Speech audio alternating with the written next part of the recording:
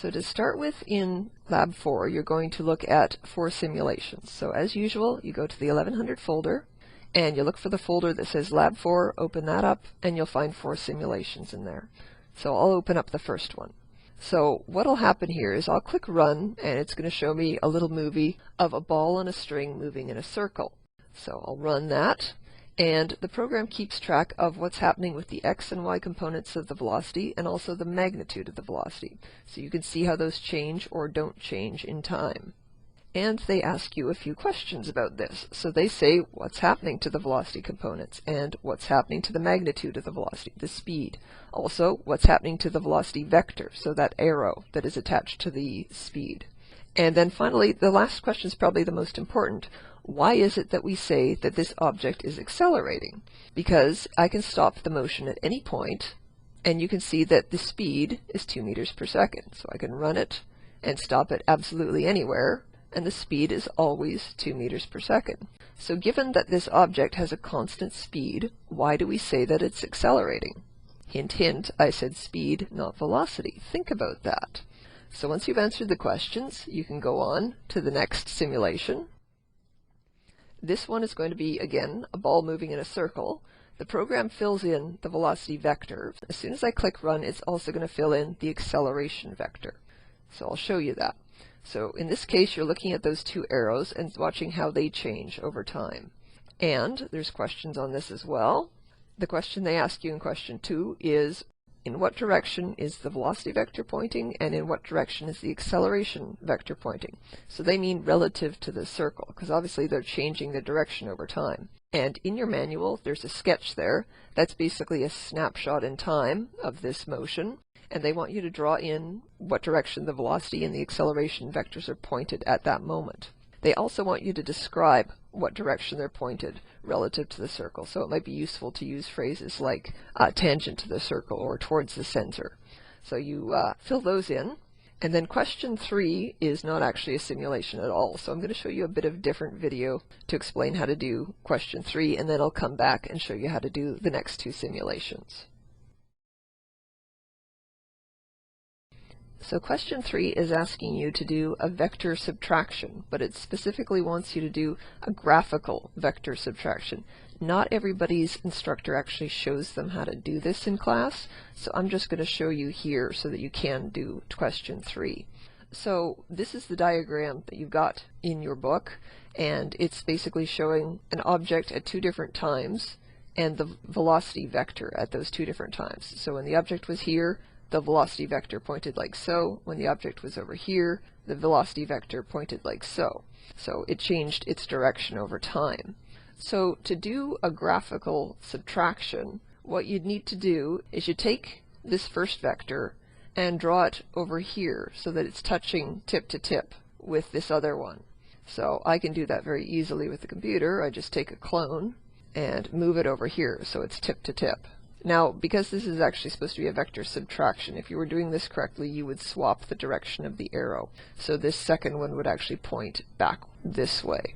But in general, what you're doing is you're going to take this first arrow and very carefully draw it over here, same angle, same length, but touching tip to tip with this other vector. And once you've got that, then the subtraction, one minus the other of those vectors, would be the vector that connects the 2. So this red one here.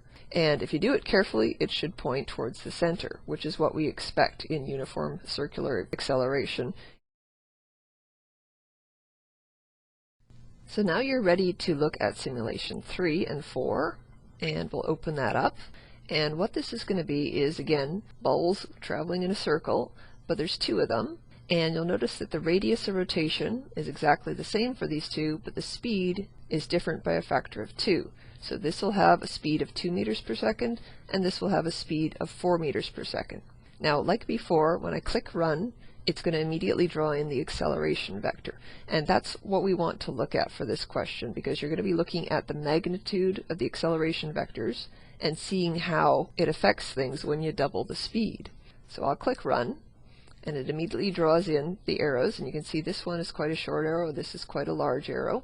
Look at the numbers, the actual values, and the question that it gets asked is, what happens to the magnitude of the acceleration when you double the speed but keep the radius the same. Look for obvious proportionality. So you look at those two numbers and you say to yourself, okay, is it twice as big? Is it half as big? Is it 4 times as big?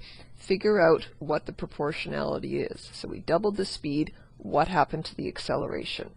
Next it asks, does the acceleration vary directly or inversely with speed? And I'll warn you that as worded, that's a bit of a trick question.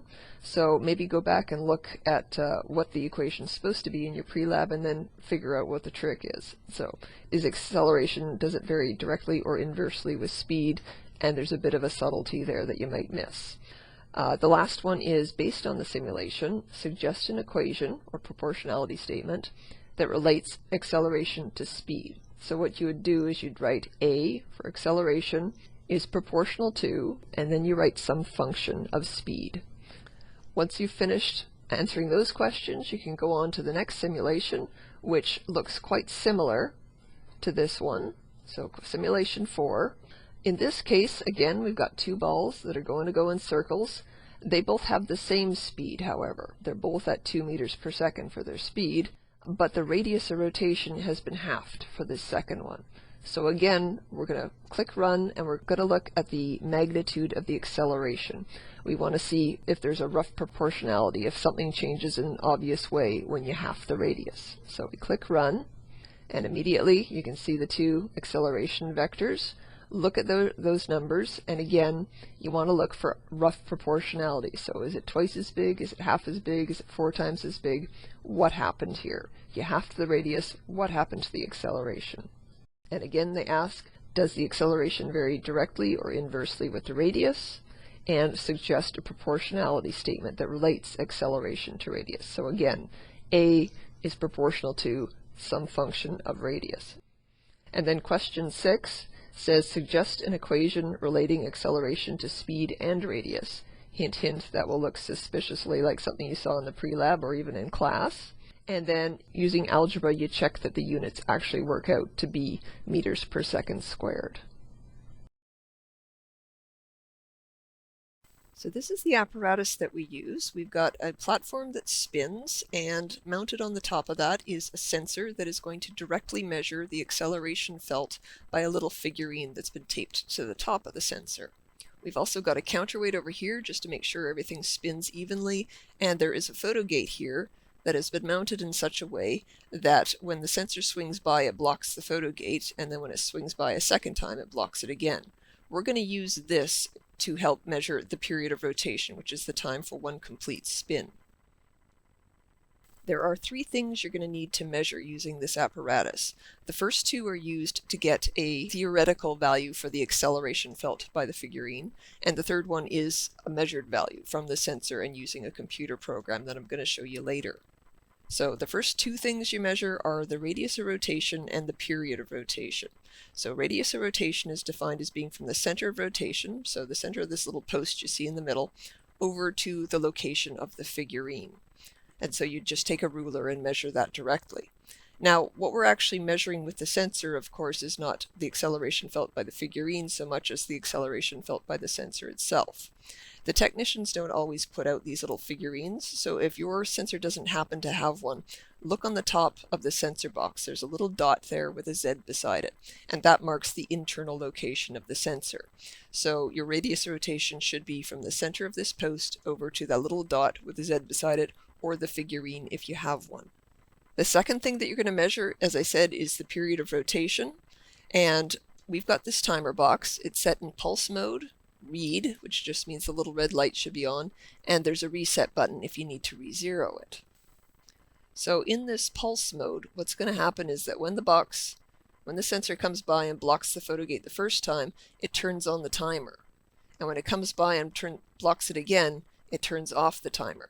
So we can just spin the platform, hit reset, and the timer will turn itself on and off automatically, and it'll time one complete spin. And that's what we want, our period of rotation. As I said, the third thing you're going to measure is the acceleration felt by the sensor, and you get that off of the computer screen in conjunction with a program I'm going to show you. There is one subtlety of the data taking you have to be aware of, however, and that is that when we spin this, it's actually slowing down gently due to friction. It mostly spins at a constant rate, but it is gently slowing down, and you'll actually see that on screen.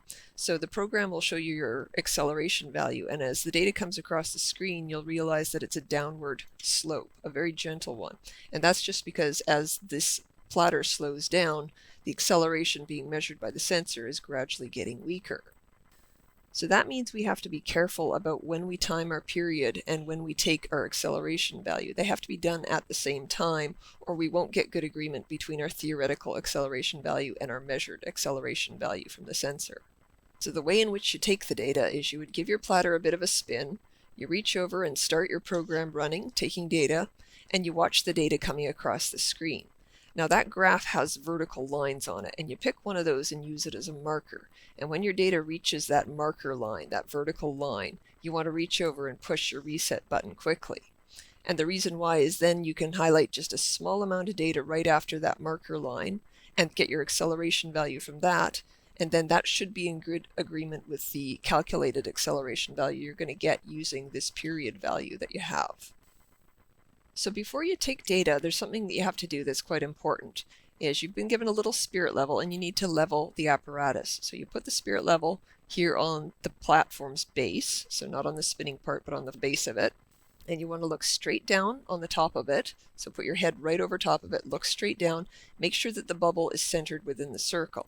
If it's not, then the ends of these little legs can be twisted to raise and lower the different parts of the apparatus. So you can use those little legs to level things carefully.